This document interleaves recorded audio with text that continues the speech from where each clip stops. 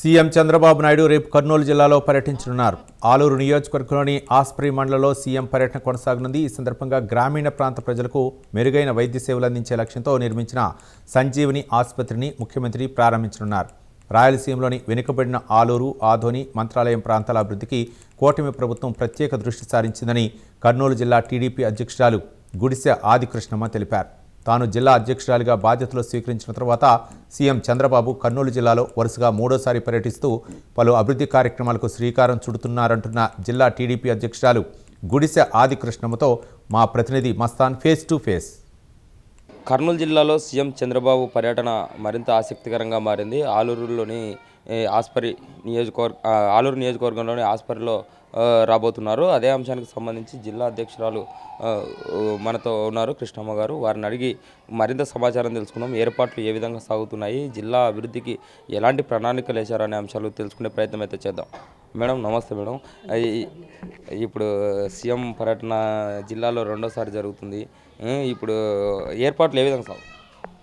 నేను అధ్యక్షురాలు అయిన తర్వాత సీఎం గారు మూడోసారి రావడం, అధ్యక్షురాలు అయిన వెంటనే నెక్స్ట్ రోజే ప్రమాణ స్వీకారం, నెక్స్ట్ రోజే February 6th ఎమ్గెనూరు పర్యటనకు రావడం జరిగింది పాస్బుక్లో పంపిణీ కోసం.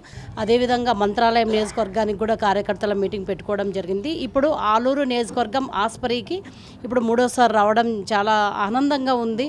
ఎందుకంటే కర్నూలు జిల్లా రాయలసీమ ముఖద్వారం అని అంటారు. ఈ కర్నూలు పశ్చిమ ప్రాంతంలోన పూర్తిగా వెనుకబడిన ప్రాంతం, త్రాగునీటికి కానీ సాగునీటికి కానీ అదేవిధంగా విద్యాపరంగా కానీ చాలా వెనుకబడిన ప్రాంతం కాబట్టి ఈ ఏరియాలో ఎక్కువగా వలసలు ఉన్నాయి. వలసల నివారణ కోసం చర్యలు చేపట్టడానికి, అదేవిధంగా ఎడ్యుకేషన్ దాదాపుగా 57% అక్షరాస్యత ఉంది.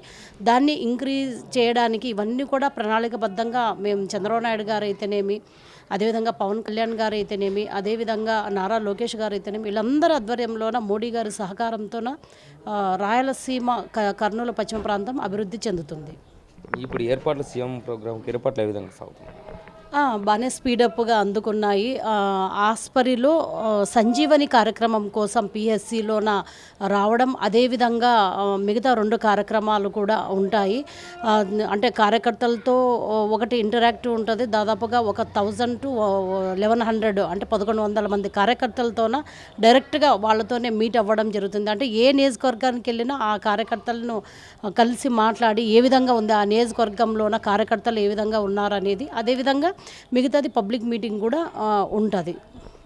మేడం ఇప్పటి వరకు ఇక్కడ వర్షపాతం లేదు, అదేవిధంగా ప్రాజెక్టులు పూర్తి స్థాయిలో కంప్లీట్ కాని పరిస్థితి, ఇబ్బందులు ఎదుర్కొంటున్న పరిస్థితి, వలసలు వెళ్తున్న పరిస్థితి, దీనిపైన సీఎం గారి దృష్టికి ఏ అంశాల మీద మీరు ఇప్పుడు వెళ్తున్నారు? సీఎం గారు ఎలాంటి హామీలు ఇవ్వబోతున్నారు?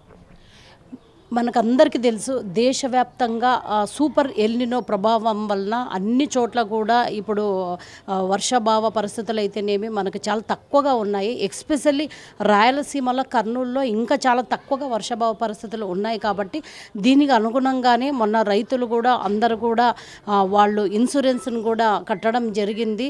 ప్రతి పంటకి ఇన్సూరెన్స్ పే చేయమని ఈ నెల 30వ తారీఖు వరకు కూడా వాళ్ళకి ఎక్స్టెండ్ చేయడం జరిగింది. పత్తి పంట అయితేనేమి, అదేవిధంగా టమోటా అయితేనేమి, వేరుశనగ అయితేనేమి, కంది అయితేనేమి, సజ్జలు, జొన్నలు, ఇవన్నిటికీ కూడా ఉల్లి, వరి అన్నిటికీ కూడా చెప్పడం జరిగింది. దీనిలో భాగంగా చంద్రబాబు నాయుడు గారు కూడా ముఖ్యమంత్రి వర్యులు గౌరవనీయులు ఈ తక్కువ కాలంలోనే ఒక 6 నెలల కాలంలోనే 3 సార్లు పర్యటన చేయడం అనేది ఆషామాషిగా కాదు. దీనిపైన ప్రత్యేక శ్రద్ధ పెట్టారు. ఒక పక్కన సాగునీటి ప్రాజెక్టులు, ఒక పక్కన తాగునీటికి అవసరాలు ఎంతో ఇబ్బంది పడుతున్న మన కర్నూలులోన ఇప్పటికే వేదవతికి ఎన్విరాన్మెంట్ క్లియరెన్స్ కూడా రావడం జరిగింది. అదేవిధంగా గుండ్రేవుల ప్రాజెక్ట్ అయితేనేమి, ఆర్డిఎస్ అయితేనేమి, అదేవిధంగా గురు రాఘవేంద్ర ప్రాజెక్ట్ అయితేనేమి, వీటన్నిటిపైన కూడా ఒక దృష్టి కేంద్రీకరించి రాష్ట్ర మంత్రివర్యులు నిమ్మల రామనాయుడు గారితోనూ కూడా 2-3 సార్లు మా జిల్లాలోని ఉన్నటువంటి ఎమ్మెల్యేలు, ఇన్ఛార్జీలు, మంత్రివర్యులు అందరూ కూడా కలిసి నిమ్మల రామనాయుడు గారితో మాట్లాడి డైరెక్ట్ చంద్రబాబు నాయుడు గారితోన వీటిపైన క్షుణ్ణంగా సమీక్ష చేయడం జరిగింది. కాబట్టి అతి తొందరలోనే వేదవతి ప్రాజెక్ట్ అయితేనేమి, అదేవిధంగా గుండ్రేవుల ప్రాజెక్ట్ అయితేనేమి, గురు రాఘవేంద్రకు కావాల్సినటువంటి వీటన్నిటిపైన కూడా ఇమ్మీడియట్గా యాక్షన్ తీసుకుంటారు. అదేవిధంగా వలసల నివారణ కోసం అనేక చర్యలు చేపట్టారు. ఎందుకంటే ఇక్కడే మనకు పంటలు బాగా ఉంటే వలసలు వెళ్ళాల్సిన అవసరం లేదు కాబట్టి వీటిపైన బాగా చెయ్యండి అని చెప్పి దానిపైన దృష్టి కేంద్రీకరించడం జరిగింది. అదేవిధంగా ఇక్కడ 57% అక్షరాస్యత ఉంది కాబట్టి ఎడ్యుకేషన్ మినిస్టర్ భవిష్యత్తు నాయకులైనటువంటి మా నారా లోకేష్ అన్న గారు కూడా ప్రత్యేకంగా దృష్టి కేంద్రీకరించడం జరిగింది. ఇక్కడ చాలామంది ఆయన యువగళం పాదయాత్రలో వలసలకు వెళ్ళే వాళ్ళని ప్రత్యక్షంగా చూశారు. ఏ విధంగా వెళ్తున్నారు, వాళ్ళ బాధలు ఏంటి, వాళ్ళు ఎందుకు వెళ్తున్నారు, అవన్నీ కూడా ఆయన ఈ కర్నూలు జిల్లా పర్యటన మొత్తం వెళ్తున్నప్పుడు ఎక్కువగా ఆయన దృష్టిలో పడింది ఈ వలసలే కాబట్టి వాటిపైన సమగ్రంగా అంటే తగ్గించాలనే లక్ష్యంతో పనిచేస్తున్నారు. అదేవిధంగా ఎడ్యుకేషన్ చాలా తక్కువగా ఉంది మన కర్నూలు జిల్లా 57%. వీటిపైన కూడా దృష్టి పెట్టి మొన్న మెగా డిఎస్సిలో ఎక్కువ శాతం టీచర్స్ని మాకు కేటాయించడం జరిగింది. అదేవిధంగా మొన్ననే గౌరవ మంత్రివర్యులు భవిష్యత్తు నాయకులైనటువంటి నారా లోకేష్ అన్న 2 గురుకుల పాఠశాలలు కూడా కేటాయించడం జరిగింది. ఒకటి మంత్రాలయంలోన బాలికల కోసం 200 సీట్లతోన, అదేవిధంగా పత్తికొండలోన బాలురు కోసం 200 సీట్లతోన 2 గురుకులాలు మాకు కేటాయించడం జరిగింది. అయినా ఇవి తక్కువగా మాకు సరిపోతాయి. ఎందుకంటే చాలామంది వలసలు వెళ్ళే వాళ్ళందరూ కూడా వాళ్ళ పిల్లల్ని అంటే మామూలుగా బయట ఉండి చదివించుకోలేక వాళ్ళతో పాటు తీసుకెళ్తారు కాబట్టి భవిష్యత్తులో మరిన్ని కళాశాలలు అవసరమవుతాయని చెప్పి మొత్తం సంబంధించిన ఎమ్మెల్యేలు, ఇన్ఛార్జ్ మినిస్టర్లు అందరూ కూడా మాట్లాడడం జరిగింది కాబట్టి వీటిపైన ప్రత్యేకంగా శ్రద్ధ పెడుతున్నాం. అదేవిధంగా మెయిన్గా పారిశ్రామికంగా ఈ జిల్లాలో పరిశ్రమలు రావాలి అని చెప్పి మేము ముఖ్యమంత్రి వర్యులను అడగడం జరిగింది. గౌరవ ముఖ్యమంత్రి వర్యులు కూడా దానికి సానుకూలంగా ఉన్నారు. ఆల్రెడీ పత్తికొండలోన టమోటో జ్యూస్ ఫ్యాక్టరీ కూడా రావడం జరిగింది. అతి తొందరలోనే దానికి కూడా ఓపెనింగ్కి మళ్ళీ చంద్రబాబు నాయుడు గారు వస్తారు. అదేవిధంగా ఎంగెనూరులో టెక్స్టైల్ పార్క్ కూడా ఏర్పాటు చేయడం జరిగింది. మనకు కర్నూలులోన ఓర్వకల్ కారిడార్లో అనేక పరిశ్రమలు వచ్చాయి. డ్రోన్ సిటీ వచ్చింది. వీటన్నిటితో పాటు ఇంకా ఆదోని, ఆలూరు, మంత్రాలయంలో కూడా ఇంకా కొన్ని పరిశ్రమలు వస్తే ఇంకా బాగుంటుంది. ఇక్కడ ఉన్నటువంటి వాళ్ళకి సాగునీటి, తాగునీటితో పాటు పరిశ్రమలు కూడా వస్తే చాలా బాగుంటుందనే లక్ష్యంతోనే మేమందరం కూడా ఇక్కడ ఉన్నటువంటి స్థానిక ఎమ్మెల్యేలు అయితేనేమి, ఇన్ఛార్జీలు అయితేనేమి, ఇన్ఛార్జ్ మినిస్టర్లు అయితేనేమి, మా కర్నూలు మినిస్టర్ గారు అయితేనేమి అందరి ఆధ్వర్యంలోన కర్నూలు జిల్లాని బలోపేతం చేయడానికి మేమందరం కూడా మా వంతు కృషి చేస్తున్నాం. అతి త్వరలోనే స్థానిక ఎన్నికలు వస్తున్న నేపథ్యంలో సీఎం టూర్ దీన్ని ప్రత్యేకంగా చూడొచ్చా? కార్యకర్తలను సమన్వయం చేయడంలో కూడా సీఎం గారి ప్రాధాన్యం ఉంది అంటారా? 100%. ఎందుకంటే ఈరోజు మనం చూస్తున్నాం ఎన్డీఏ కూటమి ఆధ్వర్యంలో ఇవన్నీ పనులు చేపడుతున్నాం కాబట్టి ఇంకా ఎన్డీఏ కూటమిని బలోపేతం చేయడానికి, తెలుగుదేశం పార్టీని ఇంకా బలోపేతం చేయడానికి కార్యకర్తల మీటింగ్ కూడా ప్రతి నియోజకవర్గంలో కండక్ట్ చేసుకుంటున్నాం.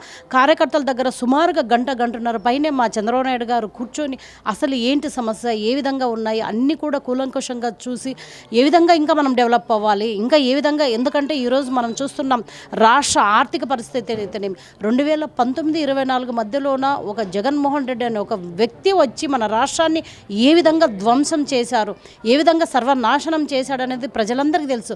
కాబట్టి దీన్ని మళ్ళీ పునర్నిర్మించుకోవడానికి మంచి అవకాశం ఉంది. ఒక చంద్రబాబు నాయుడు గారితోనే సాధ్యమని ఈరోజు ఆంధ్రప్రదేశ్ ప్రజలందరూ కూడా అవకాశం ఇచ్చారు. కాబట్టి దాన్ని సద్వినియోగం చేసుకోవాలంటే క్యాడర్ కూడా సమ్మతం ఉండాలి, క్యాడర్ కూడా ఇన్వాల్వ్మెంట్ ఉండాలనే లక్ష్యంతోన ఈరోజు క్యాడర్ను ఉత్తేజపరుస్తూ ఎక్కడికక్కడ అభివృద్ధిని తీసుకురావడంలో నారా చంద్రబాబు నాయుడు గారు నిరంతరం పనిచేస్తున్నారు. కాబట్టి ఆయన ఆధ్వర్యంలోన, ఆయన సమక్షంలోన మేమందరం కూడా తెలుగుదేశం పార్టీని బలోపేతం చేస్తూ ఎన్డీఏ కూటమి సహకారంతోన ఎక్కడికక్కడ నియోజకవర్గంలోన ఏ చిన్న సమస్యలున్నా, నియోజకవర్గంలో ఎన్డీఏ కూటమిలో ఏ చిన్న పొరపచ్చాలన్నా కూడా వాటన్నింటినీ సరిచేసుకుని ఒక కుటుంబంలాగా మేమందరం కూడా కలిసికట్టుగా పనిచేస్తూ భవిష్యత్తులో స్థానిక సంస్థలని అన్నిటినీ కూడా మేము గెలుచుకోవాలనే లక్ష్యంతోన మేమందరం కలిసికట్టుగా పనిచేస్తున్నాం. ఇప్పుడు సూపర్ 6 ఈ స్థానిక ఎన్నికలకు ఏ మేరకు ఉపయోగపడుతుందని అంచనా? 100% అండి. ఈరోజే తల్లికి వందనం పథకము డబ్బులు వచ్చాయి, ప్రతి ఒక్కరి అకౌంట్లో జమ పడ్డాయి. అందరు కూడా చాలామంది చాలా హ్యాపీగా ఉన్నారు. ఎందుకంటే 3 తల్లులు ఉన్న వాళ్ళకి 39,000 వచ్చాయి, మిగతా 4 తల్లులు ఉన్న వాళ్ళకి వచ్చాయి, 5 మంది తల్లులు ఉన్న వాళ్ళకి వచ్చారు. అందరూ కూడా మాకు మెసేజ్లు చూపిస్తున్నారు, అమ్మ మాకు వచ్చాయని. కానీ ఇంతకుముందు జగన్మోహన్ రెడ్డి గారు విశ్వసనీయత, మాట తప్పను మడమ తిప్పను అనే వ్యక్తి అప్పుడు ఉన్నటువంటి అమ్మఒడి 2 పిల్లలకి ఇస్తానని చెప్పి ఆ అధికారంలోకి వచ్చిన వెంటనే కేవలం ఒక్కరికే ఇచ్చారు. కానీ మేము అలా కాదు. మా విశ్వసనీయత అంటే ఏంటి, మేము మాట ఇస్తే మాట ఏ విధంగా నిలబెట్టుకుంటామో అనేదాన్ని ఈరోజు మేము రుజువు చేసి చూపించాం. ఎందుకంటే ఫస్ట్ విడతలోన దాదాపుగా 10,000 కోట్లు మేము తల్లికి వందనం పథకం కింద వేస్తే, రెండో విడతలోన 10,120 కోట్లు కూడా ఈరోజు జమ చేయడం జరిగింది. దాదాపుగా 67 లక్షల మంది విద్యార్థులకు వాళ్ళ అకౌంట్లో జమ చేశారు. 47 లక్షల మంది తల్లుల అకౌంట్లోకి ఈరోజు రావడం జరిగింది. కాబట్టి చాలా సంతోషం. సూపర్ 6 సక్సెస్ అని చెప్పడానికి ఇదొక్కటి చాలు. ఎందుకంటే మొన్ననే చూసాం, ఒక 20 డేస్ బ్యాక్ అన్నదాత సుఖీభవ అని కూడా మేము 20,000 వేయడం జరిగింది. అదేవిధంగా ప్రతి ప్రోగ్రాం ఆ సూపర్ 6లో ఏ విధంగా అయితే మేము హామీలు ఇచ్చామో అవన్నీ కూడా 90% మేము హామీలను అమలు చేయడం జరిగింది. తల్లికి వందనం అయితేనేమి, అన్నదాత సుఖీభవ అయితేనేమి, అదేవిధంగా ముసలి వాళ్ళకి అంటే అవ్వాతాతలకు 4,000 పెన్షన్ అయితేనేమి, తర్వాత మెగా డిఎస్సి అయితేనేమి, అదేవిధంగా ఫ్రీ బస్సు అయితేనేమి, 3 గ్యాస్ సిలిండర్లు అయితేనేమి, ఇవన్నీ కూడా మేము అమలు చేసాం. మేము గొప్పగా చెప్పుకుంటాం. ఏవైతే హామీలు ఇవ్వలేదో వాటిని కూడా మేము ఇచ్చాం. ఏదైతే ఆటో డ్రైవర్ సేవల్లో ఉన్నాయని చెప్పి వాళ్ళకి కూడా డబ్బులు వేయడం జరిగింది. అదేవిధంగా దివ్యాంగులకు కూడా ఫ్రీ బస్సు కేటాయించడం జరిగింది. ఇవన్నీ కూడా మేము ఏవి హామీలు ఇవ్వకపోయినా వాటిని నెరవేరుస్తూ, ఇచ్చిన హామీలను 90% హామీలు నెరవేరుస్తూ ఈరోజు మా కూటమి ప్రభుత్వం ప్రజల మనసుల్ని గెలుచుకునింది అనే దాంట్లో ఎటువంటి సందేహం లేదు. వీటన్నిటిని చూసి జగన్మోహన్ రెడ్డి గారు బయటికి వచ్చి ఏం మాట్లాడాలో తెలియక ఆయన మాట్లాడుతూ రోజుకొక మాట మారుస్తూ విశ్వసనీయత అనే పేరుకి ఆయన కళంకం తెచ్చిన వ్యక్తి ఎవరన్నా ఉన్నారంటే జగన్మోహన్ రెడ్డి గారు మాత్రమే. అది ఇది చెప్తున్న పరిస్థితి. ఏదైతే కనుక సీఎం ప్రోగ్రాం ఏర్పాటైతే కనుక ముమ్మరంగా సాగుతున్నాయి. రేపు వచ్చిన వెంటనే ఏదైతే వలసలకు సంబంధించి, అదేవిధంగా ఈ ప్రాజెక్టులకు సంబంధించి నిరుద్యోగులకు, అదేవిధంగా సూపర్ 6 రాబోయే రోజుల్లో స్థానిక ఎన్నికల్లో ఒక మార్కు చూపిస్తుందని కూడా చెప్తున్న పరిస్థితి కనిపిస్తుంది. కెమెరామ్యాన్ రాజుతో మస్తాన్,